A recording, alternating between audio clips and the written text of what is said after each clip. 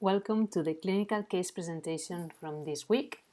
We have an 8-month-old British Shorthair that presented with chronic progressive history of the following clinical signs. So on the observation, we can see that there is an obtunded mental status.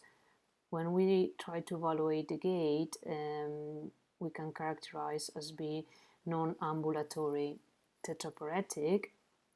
There was a degree of minimal voluntary movement on all four, but that voluntary movement was decreased. It had a tendency to lean towards the left.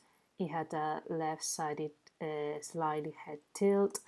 The poor positions, they were considered pretty within the normal range. However, when we do other tests for assessing proprioception, like it could be the hopping or the extensor postural thrust or the wheelbarrow, it was considered delayed on all four. However, as I said, the poor position was delayed on that case on the right thoracic, but the majority of the time was replacing it within the expected time, not in the right thoracic, but as I said, on the rest. And the extensor postural thrust was slightly decreased as well. So when we have to look at other, as I said, needs the extensor postural thrust or the wheelbarrow, we can say that in this case the proprioceptive pathways or the proprioceptive was slightly affected, and then it had a spontaneous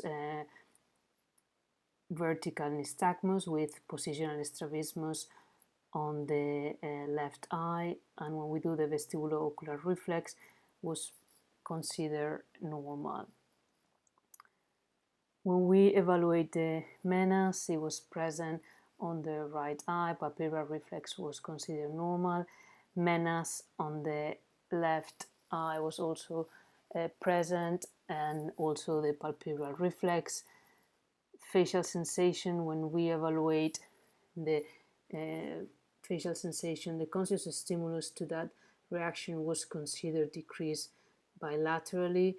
And as I said, the palpebral reflex was normal, and then the pupillar reflex was also considered normal. So we have to summarize the finding. We have 8-month-old British blue male castrated with chronic progressive history of obtunded mental status, left-sided head tilt, was leaning towards the left. He had non-ambulatory tetraparesis. He had pathological vertical nystagmus, also positional strabismus on the left eye, and decreased proprioception on all four. What do you think? Where is the neurolocalization? And also, using the clinical reasoning, the hematology and biochemistry analysis on this cat was within the reference interval. So think about your neurolocalization and also the list of differential diagnoses. Thank you.